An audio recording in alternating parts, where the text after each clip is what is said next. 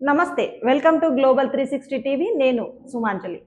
రాష్ట్ర వ్యాప్తంగా గురుకుల ప్రవేశ పరీక్షలు అత్యంత ప్రతిష్టాత్మకంగా జరుగుతున్న వేళ హైదరాబాద్లోని సరూర్ నగర్ ప్రాంతంలో ఉద్రిక్త పరిస్థితులు నెలకొన్నాయి. సరూర్ నగర్లో ఉన్న Telangana social welfare residential school and junior college for girls పరీక్షా కేంద్రం వద్ద సరైన భద్రతా ఏర్పాట్లు లేకపోవడం తీవ్ర చర్చనీయాంశమైంది.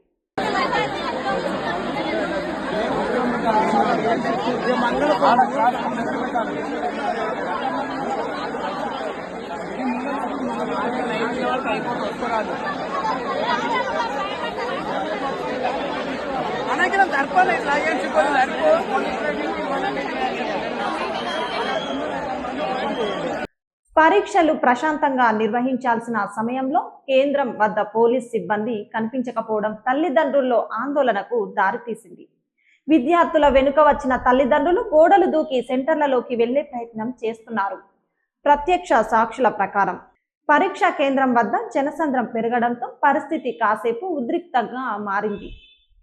తల్లిదండ్రులు ప్రభుత్వ నిర్లక్ష్యాన్ని ప్రశ్నిస్తూ ఇంత ప్రతిష్టాత్మక పరీక్షకు కనీస భద్రతా చర్యలు ఎందుకు లేవు అని నిలదీశారు. గురుకుల పరీక్షలు ప్రతి సంవత్సరం వేలాది విద్యార్థుల భవిష్యత్తును నిర్ణయిస్తాయి. ఇలాంటి సందర్భాల్లో భద్రతా చర్యలు కట్టుదిట్టంగా ఉండాల్సిన అవసరం ఉందని నిపుణులు చెబుతున్నారు.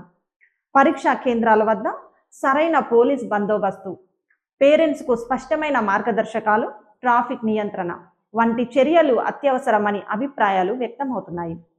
అయితే ఈ ఘటన రాష్ట్ర వ్యాప్తంగా పరీక్షల నిర్వహణపై ప్రశ్నలు లేవనెత్తుతోంది. ప్రభుత్వం ఈ విషయంపై స్పందించి భవిష్యత్తులో ఇలాంటి ఘటనలు జరగకుండా చర్యలు తీసుకుంటుందా అనేది ఇప్పుడు చూడాల్సిన విషయం.